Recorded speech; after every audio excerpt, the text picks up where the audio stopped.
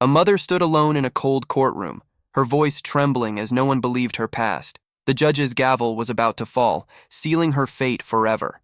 Then, the roar of 85 motorcycles shattered the silence outside, but no one imagined what would come next. If you love stories of courage and unexpected heroes, please like this video and comment below what you think will happen next. The fluorescent lights of Courtroom 3B buzzed harshly as Sarah Mitchell sat rigid in the wooden chair, fingers twisted together until her knuckles turned white. Across the aisle, her ex-husband Marcus wore an expensive suit and a confident smirk. His lawyer, Victoria Chen, shuffled papers with practiced indifference. Sarah was 32 but felt ancient today.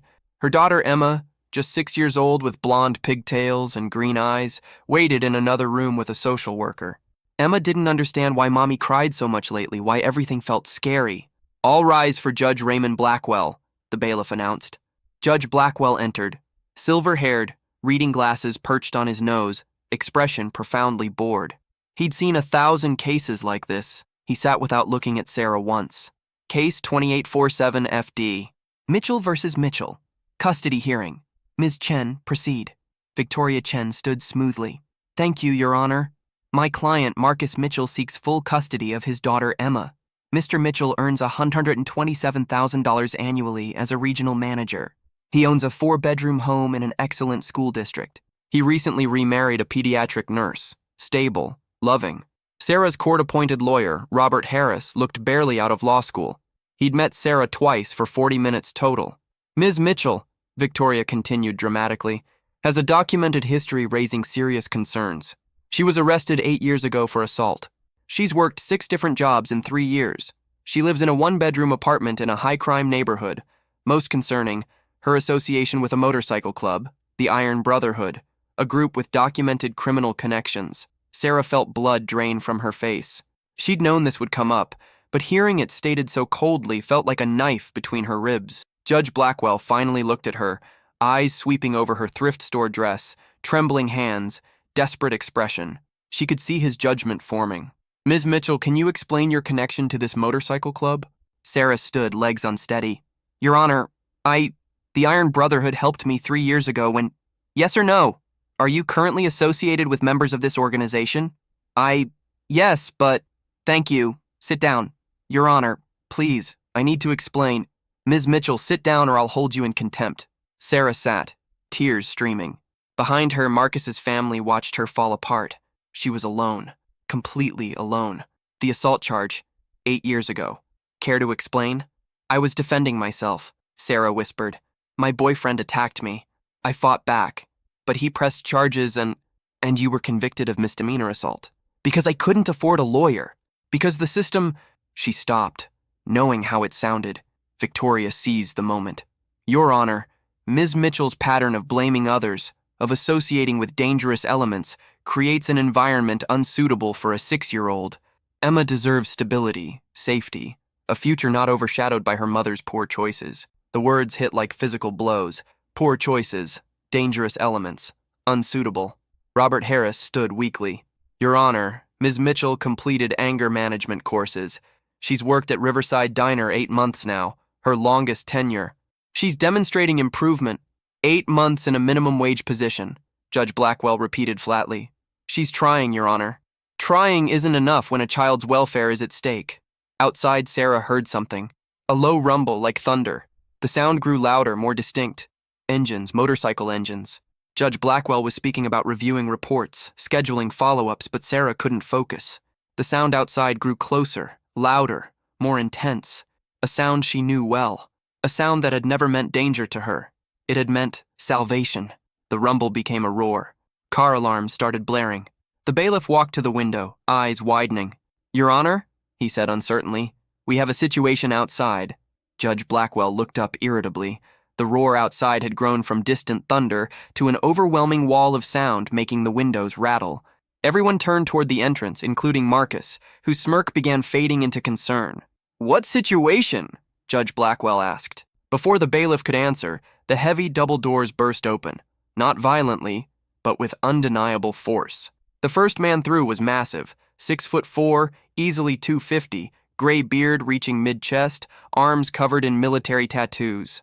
He wore a leather vest covered in patches, Iron Brotherhood insignias, combat unit markers, memorial ribbons. His name was Jack Hammer Morrison.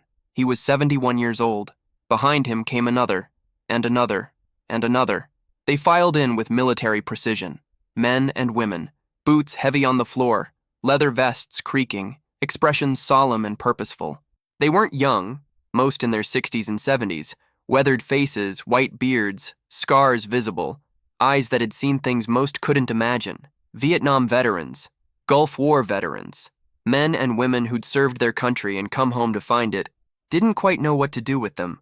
Sarah's hand went to her mouth, tears streaming. She knew these people, every single one. What is the meaning of this?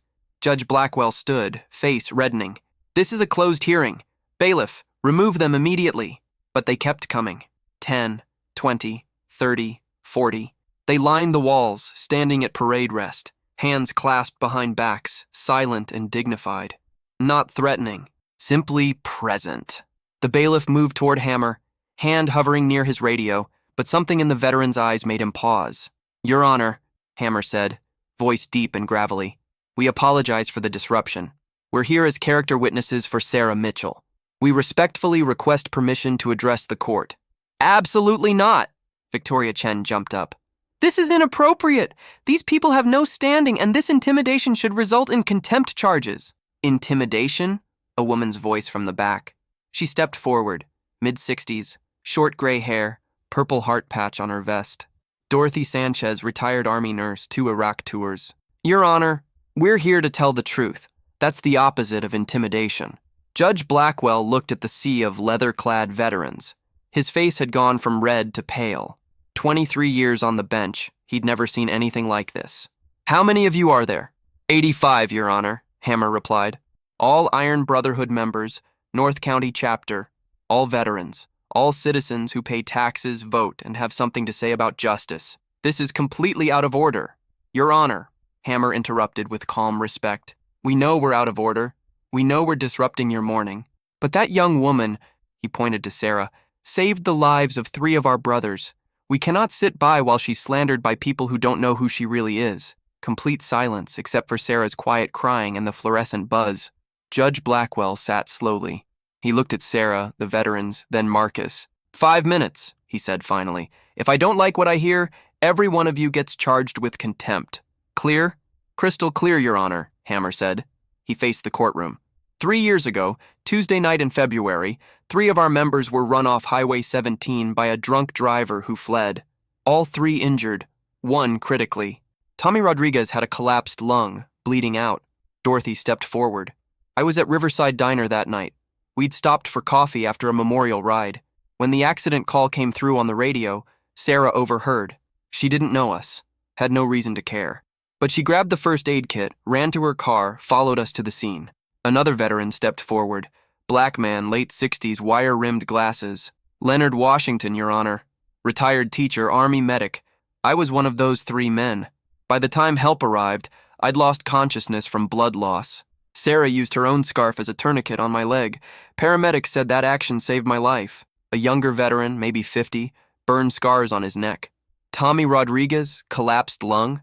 Sarah stayed with him, kept him conscious and calm until the ambulance came, got blood all over herself, ruined her uniform, never asked for anything, didn't even give her name. We tracked her through the diner just to thank her. Hammer continued. When we found Sarah, we learned she was a single mother, struggling. 8 years before, she'd been in an abusive relationship, and when she defended herself, she got a criminal record because she couldn't afford proper representation. Objection! Victoria stood. This is hearsay. Your Honor, Dorothy interrupted. I'm a retired nurse. I saw Sarah's medical records with her permission. I have them here.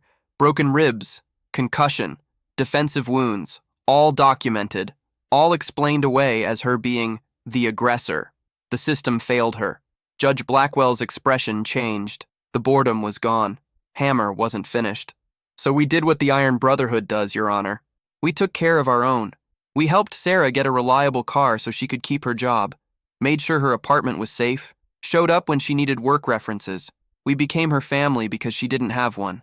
The weight of 85 witnesses pressed down like physical force. Judge Blackwell sat motionless, eyes moving from face to weathered face. These weren't criminals. These were America's veterans who knew something about honor and duty.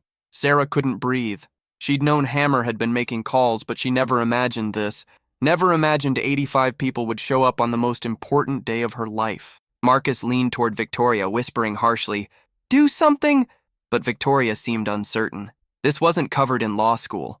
A woman stepped forward from the crowd, maybe 75, silver hair in a neat bun, gold star mother patches indicating she'd lost a son in service. "Your Honor, Margaret Cole, retired school principal, gold star mother. My son died in Afghanistan in 2009. Her voice cracked but stayed steady. "Sarah's been a volunteer at Lincoln Elementary 2 years, reading to children every Tuesday. Emma attends that school. I've watched Sarah with those children, with her daughter, and seen nothing but patience, love, dedication." Another voice, man with one arm, service dog beside him. "Richard Perez, disabled vet. Sarah drives me to VA appointments monthly when paratransit fails, which is often. Takes time off work, loses income, because she knows I'll miss therapy otherwise. That's who she is." Judge Blackwell held up a hand. "These are character references. While compelling, they don't address instability." "Instability!" Hammer's voice cut through with controlled anger. "Your Honor, with respect, Marcus Mitchell hasn't seen his daughter in 6 months until he decided he wanted custody. 6 months. Sarah's been there every single day. Every school event, doctor appointment, nightmare at 3 a.m. Victoria shot up, completely unsubstantiated. "I have school attendance records," Margaret said, pulling papers from a leather satchel. "Parent-teacher conferences. Sarah attended all 4 this year. Marcus attended 0. Field trips. Sarah signed and chaperoned 3. Marcus signed none. School fundraisers. Sarah worked the bake sale despite working a double shift the night before. Marcus sent 1 check. The papers landed on the bailiff's desk with a soft thump that sounded deafening. Judge Blackwell took them, scanning. His jaw tightened. "Your Honor," Robert Harris spoke up, voice stronger now, "characterizing my client as unstable is based entirely on economic status and association with people who, as you see, are pillars of our veteran community. The assault charge was self-defense against documented abuse. The employment history reflects a woman working 3 jobs at times to support her child." Marcus stood abruptly. "This is insane. Judge, these bikers are manipulating." "Sit down, Mr. Mitchell," Judge Blackwell said sharply.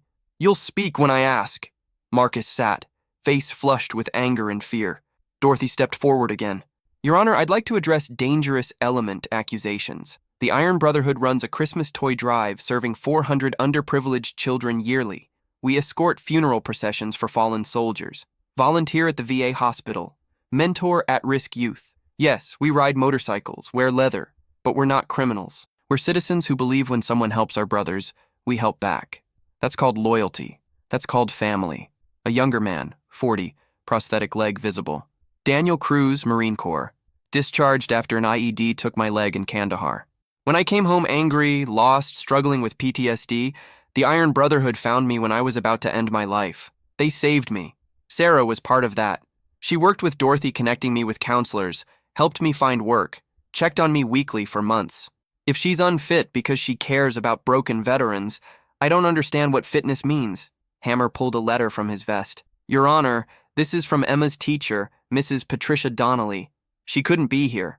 Recovering from surgery. I'll read part. Emma Mitchell is a bright, happy, well-adjusted child who speaks constantly about her mother with love. Sarah volunteers in the classroom, helps with homework, created a stable, nurturing environment despite economic challenges. Emma's never shown signs of neglect or distress. She's one of our most confident, socially well-adjusted students."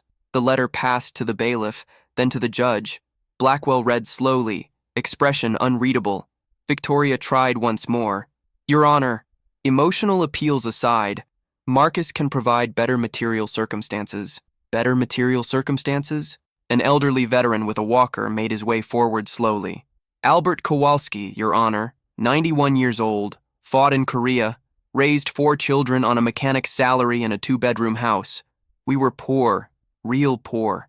But my kids knew they were loved. They're all successful now. Doctor, teacher, engineer, Marine. Material circumstances? They mean nothing compared to love and presence."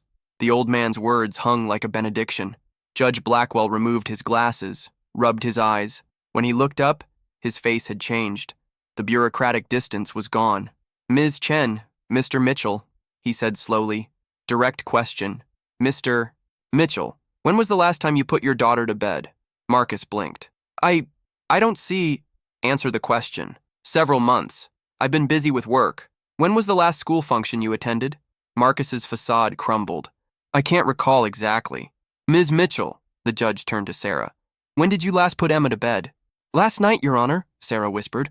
I read her 3 chapters of Charlotte's Web, her favorite. She fell asleep holding my hand. Absolute silence.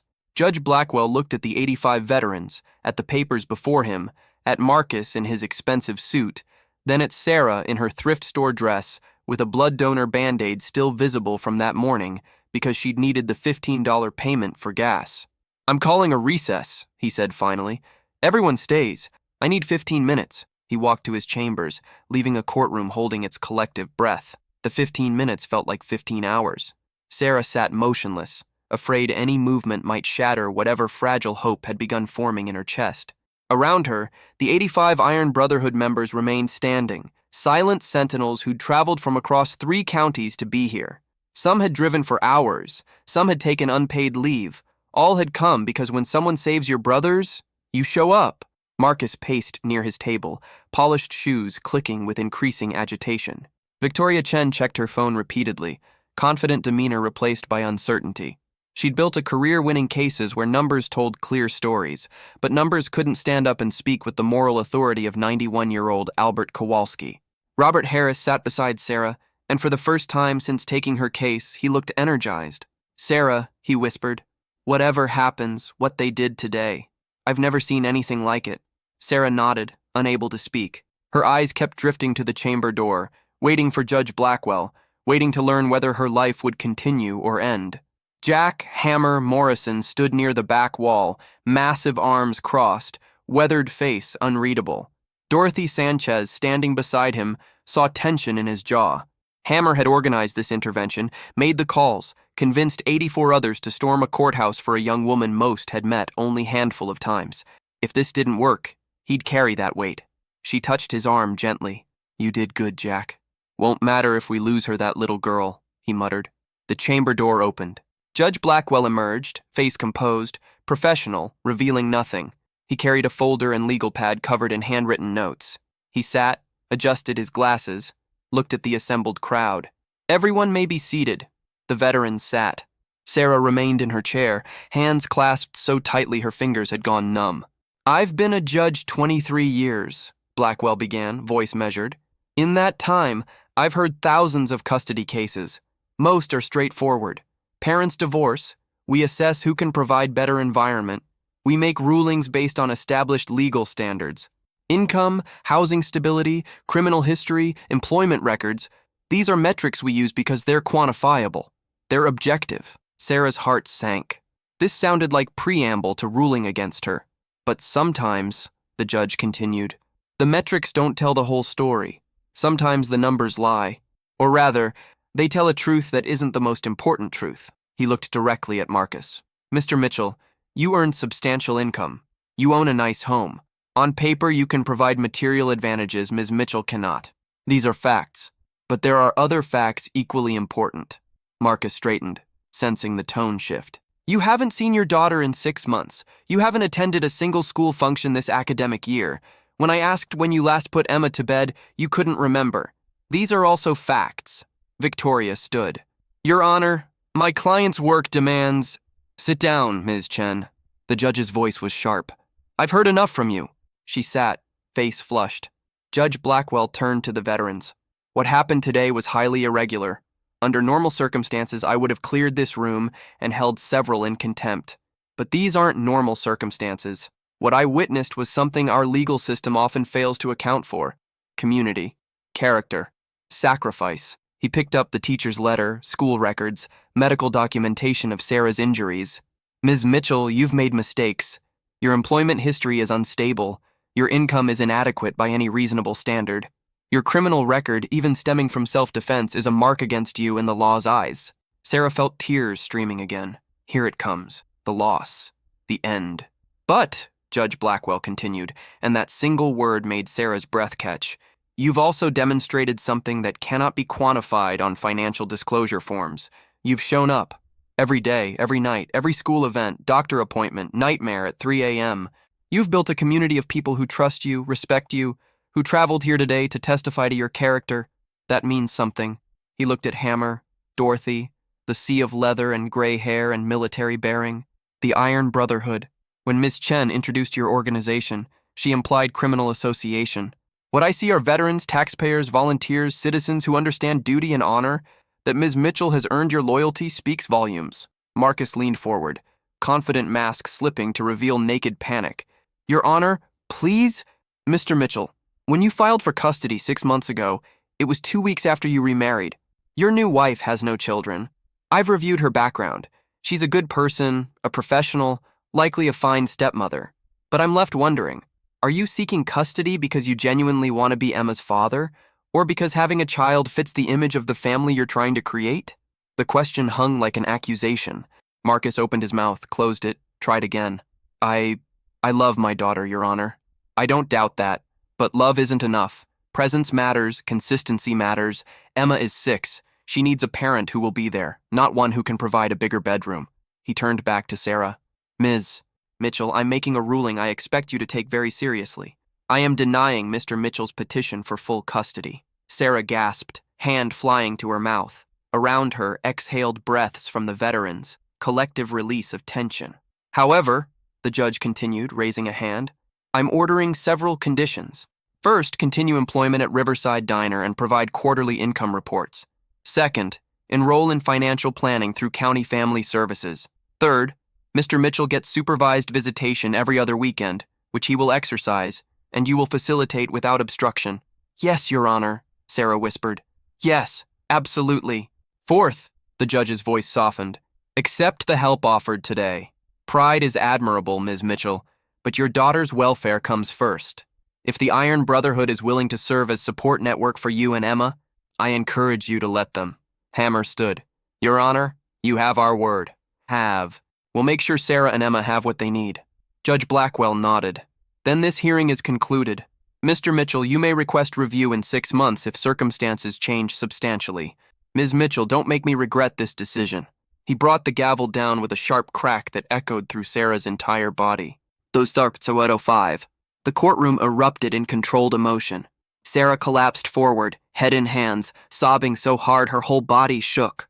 Robert Harris put a hand on her shoulder, his own eyes damp.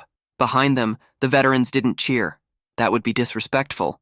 But they embraced, shook hands, shared looks of profound relief. Marcus sat frozen, face pale. Victoria Chen packed her briefcase with sharp, angry movements, clearly furious at the unprecedented turn. She leaned close to Marcus, hissed something that made him flinch, then walked out without another word. Judge Blackwell remained on the bench, watching. He could have left immediately. Judges typically did. But something kept him there. Perhaps recognition that he'd just witnessed something rare. Actual justice, not just legal procedure. Dorothy Sanchez approached Sarah's table and knelt beside the younger woman, pulling her into an embrace. You did good, honey. You did so good. I didn't do anything, Sarah choked out. You saved me. I don't know how to thank you. You already thanked us, Dorothy said firmly. 3 years ago on Highway 17. Everything else is just us returning the favor. Hammer approached slowly, his massive frame somehow gentle as he waited for Sarah to look up. When she did, face streaked with tears and mascara, he smiled, rare expression that transformed his weathered face into something almost grandfatherly. You did the hard part, he said. You showed up every day for your kid. All we did was tell the truth. Sarah stood on shaky legs and did something that surprised even her. She hugged him. This enormous, tattooed, gray-bearded veteran who looked like he could wrestle bears, and she hugged him like family, because she realized he was. They all were. Can I go get Emma now? She asked Robert Harris, suddenly desperate to see her daughter, to hold her, to tell her everything was okay. Yes, he said, smiling. Go get your little girl. Sarah practically ran from the courtroom, Dorothy following to show her the waiting room. The sound of her footsteps echoed down the marble corridor. Then she was through a door, and Emma was there, looking up from a coloring book with those huge green eyes so much like her mother's. Mommy. Emma dropped her crayons and launched herself into Sarah's arms. Sarah caught her, lifted her, held her so tight Emma squeaked. We get to stay together, baby. We get to stay together. I knew we would, Emma said, with the absolute confidence of a 6-year-old who trusted her mother completely. You promised.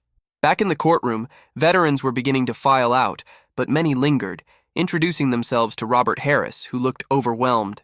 Judge Blackwell finally stood to leave, but Hammer's voice stopped him. Your Honor, if I may have a word? Blackwell paused, gestured for Hammer to approach the bench. They stood there, the judge in his robes, the veteran in his leather, two men from completely different worlds who had somehow found common ground. I want to thank you, Hammer said quietly, for listening, for seeing past the surface. A lot of judges wouldn't have. Blackwell studied him for a long moment. Mr. Morrison, it is Morrison, correct? Yes, sir. Jack Morrison. Everyone calls me Hammer. Mr. Morrison, I've been on the bench long enough to know when I'm seeing theater and when I'm seeing truth. What happened here today was the truth, but I need to ask something directly, and I need an honest answer. Anything, Your Honor. The Iron Brotherhood, Ms. Chen made allegations about criminal connections. Are there elements within your organization that Sarah should be concerned about? Hammer didn't hesitate. Your Honor, I won't lie.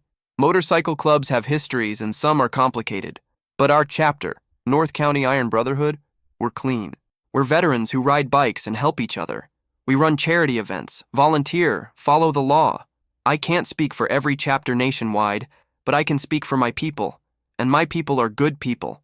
Judge Blackwell nodded slowly. And if that ever changes? If Sarah or Emma are ever put at risk because of association with your group, then I'll be the first person in your courtroom asking you to intervene, Hammer said flatly. I lost my own daughter to cancer 12 years ago. She was 8. I know what it means to protect a child, and I would never, ever put Emma in danger. None of us would. The judge's expression shifted. Surprise, understanding, respect. I'm sorry for your loss. Thank you, sir. Hammer extended a hand, and after a moment's consideration, Judge Blackwell shook it. Outside the courthouse, Sarah emerged with Emma on her hip, Dorothy beside them. The October sun was bright after the fluorescent gloom. Arranged in the parking lot were 85 motorcycles, gleaming chrome and leather, Harleys and Indians and customs, each representing a life lived, battles fought, commitment to brotherhood. The veterans had gathered there, waiting. When Sarah appeared, they began to applaud. Not loudly, still a courthouse, but steadily, warmly, a sound of welcome and celebration. Emma looked at all the motorcycles with wide eyes. Mommy, are those for us? No, baby, Sarah laughed through fresh tears. Those belong to our friends. We have a lot of friends, Emma observed with 6-year-old logic. Yes, Sarah agreed, looking at the weathered, scarred, beautiful faces that had shown up when it mattered most. Yes, we do. Hammer approached, and Emma reached for him with the fearlessness of a child who instinctively recognized safety. He took her gently, lifting her to sit on his shoulders where she could see over the crowd. You see all these people, Emma? He said. Uh-huh, she said, small hands resting on his gray head. They're your family now. If you or your mama ever need anything at all, you call and we come running, understand? Like superheroes? Emma asked. Hammer laughed, deep and rumbling. Yeah, kiddo, like superheroes. 3 months later, on a cold January afternoon, Sarah stood in her kitchen, the same one-bedroom apartment Victoria Chen had used as evidence of her unsuitability, and smiled at the transformation around her. The apartment itself hadn't changed. Still small, still in a rough area, still technically inadequate by the court's metrics. But everything else had changed. The walls, once bare and dingy, were now warm yellow, courtesy of Daniel Cruz and 3 other veterans who'd shown up one Saturday with paint and supplies. Windows had new locks installed by Richard Perez, who'd also installed a security system he got at cost through his brother's company. Kitchen cabinets, which used to stick, had been repaired by 91-year-old Albert Kowalski, who insisted he could still work a screwdriver just fine. Emma's corner, she didn't have her own bedroom yet, which still bothered Sarah, had been transformed into a small wonderland. The Iron Brotherhood's Christmas toy drive ensured Emma had more books, art supplies, and educational games than Sarah could have afforded in 5 years. Margaret Cole donated a child-sized reading chair and helped organize a homework station. But the changes went deeper than physical repairs and donated items. Sarah still worked at Riverside Diner, but Dorothy had connected her with the owner's wife, who ran a small accounting firm. Sarah had started taking bookkeeping courses at community college, paid for by a scholarship fund the Iron Brotherhood quietly established. In 6 months, if she passed her certification exam, she'd have a job at the firm making twice what she earned waiting tables. The financial planning course ordered by Judge Blackwell had been taught by Leonard Washington's daughter, a certified financial advisor. Sarah now had a budget, a savings account, and for the first time in her adult life, a plan extending beyond surviving to next week's paycheck. Marcus exercised his visitation rights every other weekend, as ordered. First few visits were awkward, tense, but gradually something shifted. Marcus had hired a different lawyer, one less concerned with winning and more with what was actually best for Emma. He'd started showing up to occasional school events. He'd even, to Sarah's shock, apologized. Genuine, heartfelt apology for not being present, for letting his ego override what Emma needed. Sarah didn't love him anymore, hadn't for years, but she was learning to co-parent in a way that put Emma first. And Emma, resilient and wise beyond her 6 years, was thriving with two parents who were finally, genuinely trying. A knock at the door pulled Sarah from her thoughts. She opened it to find Hammer standing with a large cardboard box and a grin. "Special delivery," he announced. "What is it?" Sarah asked, eyeing the box suspiciously. "Open it and find out." Inside was a laptop computer, not new but refurbished and in perfect condition, along with a letter. Sarah opened it with shaking hands. It was from Judge Raymond Blackwell.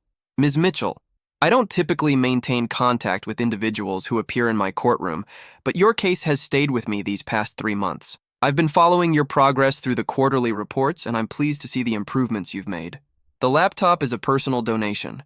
I understand you're taking bookkeeping courses, and you'll need proper equipment to complete your certification.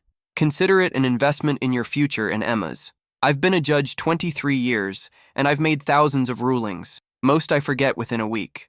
But I will never forget the day 85 veterans walked into my courtroom to defend your character. They reminded me why I became a judge. Not to apply rules mechanically, but to seek justice. Don't let them down. Don't let Emma down. And don't let yourself down. Respectfully, Judge Raymond Blackwell." Sarah read it 3 times, tears streaming. Then she hugged Hammer again, this massive, tattooed veteran who had become as essential to her life as breathing. "You told him I needed a computer," she said. "Might have mentioned it," Hammer admitted. "Jack Morrison, you're a terrible liar." He laughed. "So I've been told." Emma came running, having heard Hammer's voice. She'd become completely comfortable with the veterans who regularly visited. "Hammer, did you bring me something?" "I brought your mom something," he said. "But I might have a little something for you, too." He pulled from his jacket a small patch, an Iron Brotherhood logo modified with a rainbow and stars. "This is an honorary junior member patch. What do you think?" Emma took it with reverence, as if he'd handed her a medal. "Can I sew it on my backpack?" "Your mom can help you with that." That evening, after Emma had gone to sleep and Hammer had left, Sarah sat at her small kitchen table with the laptop open, working on bookkeeping homework. The apartment was quiet, except for the refrigerator's hum and Emma's soft breathing. Sarah thought about the courthouse, about the moment she'd believed she'd lost everything, about the sound of 85 motorcycles arriving like cavalry in an old western. She thought about how close she'd come to losing Emma, and how a community of unlikely heroes had refused to let that happen. Her phone buzzed with a text from Dorothy. "Checking in. You and Emma doing okay?" Sarah smiled and typed back, "We're doing great. Thank you for everything." Dorothy's response came quickly. "That's what family does. Family." Sarah tested the word in her mind, rolling it around like something precious and fragile. For so long, family had meant just her and Emma against the world. Tiny fortress of two trying to survive. But now family meant something bigger, wider, stronger. It meant veterans who showed up without being asked. It meant a judge who sent laptops. It meant a community of people who had decided that Sarah Mitchell and her daughter mattered. 6 months later, Sarah passed her bookkeeping certification with a 92% score. Leonard Washington's daughter hired her immediately. Sarah's starting salary was $38,000 yearly, not wealthy, but more than double what she'd made at the diner. She moved to a 2-bedroom apartment in a safer neighborhood. Emma finally had her own room, decorated with posters and books Margaret Cole kept donating. The Iron Brotherhood helped with the move. 20 veterans with trucks showed up Saturday morning and had Sarah's entire life packed and transported in 4 hours. Emma started 2nd grade thriving. Her teacher wrote on her report card, "Emma is a joy, confident, kind, always willing to help others." And every month, without fail, Sarah attended the Iron Brotherhood's meeting at their clubhouse. She'd bring food. Her cooking had improved dramatically with Dorothy's tutoring, and sit among the veterans listening to their stories, their charity event plans, their concerns for each other. She belonged there. She belonged with them. On the 1-year anniversary of the custody hearing, Sarah sat with Emma at bedtime. They'd graduated from Charlotte's Web to Harry Potter. "Mommy," Emma murmured, eyes heavy with sleep. "Are we still going to Hammer's barbecue tomorrow?" "Yes, baby, we're still going." "Good. I like our family." "Me too," Sarah whispered. "Me too." And as Emma drifted off, Sarah sat in the darkness, listening to her daughter breathe, and felt something she hadn't felt in years: peace. Not the absence of problems. There would always be struggles, hard days, but peace in knowing she wasn't alone, that Emma wasn't alone, that somewhere in this complicated world there were 85 people who would drop everything and storm a courthouse if they ever needed help again. Justice hadn't come from the legal system alone. It had come from community, loyalty, people who understood that sometimes the most important thing you can do is show up for someone who showed up for you. Sarah whispered into the darkness, "Thank you." And somehow she knew that wherever they were, Hammer in his house, Dorothy in her apartment, Leonard grading papers, all 85 Iron Brotherhood members scattered across 3 counties, they heard her.